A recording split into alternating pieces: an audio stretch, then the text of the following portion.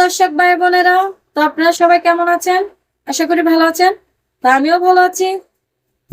তো আজকে আমি যে কিভাবে নায়িকা হলাম, ঠিক আছে, এত বড় নায়িকা হলাম কিভাবে, সেটাই আপনাদের সামনে তুলে ধরার জন্য আমি চলে আসলাম ভিডিওর মাধ্যমে। ঠিক আছে,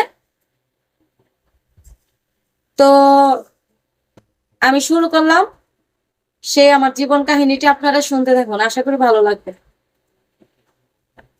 আমি মানে একটা মেয়ের মাধ্যমে আর কি, সে মেয়ে ঢাকা থাকে, সে শর্ট ফিল্মের কাজ করে, তারপরে টিভি চ্যানেলের কাজ করে। তো তার অ্যাসিস্ট্যান্ট হিসাবে আমাকে সে গ্রাম থেকে আনছে। ঠিক আছে, তার অ্যাসিস্ট্যান্ট হিসাবে আমাকে সে জায়গায় জায়গায় নিয়ে যেত। তার মেকআপ টেকআপ আঁকাইতাম, ব্যাগ টেক নিয়ে পিছে পিছে ঘুরতাম, কাপড় চাপড় চেঞ্জ করতো, এগুলো বাস করতাম। মানে অ্যাসিস্ট্যান্ট তো আপনারা যারা বুঝেন বুঝেন, তো যারা না বুঝেন তারা বুঝে নিবেন। মানে যাকে বলে কাজের লোক আর কি। তো অ্যাসিস্ট্যান্ট বলে ইংলিশে, তো কাজের লোক তো বাংলা।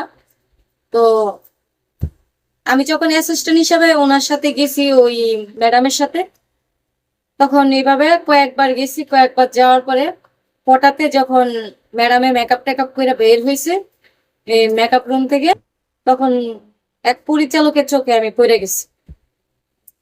এক পরিচালকের চোখে যখন পড়ে গেছি, সে পরিচালকে আমার বলতে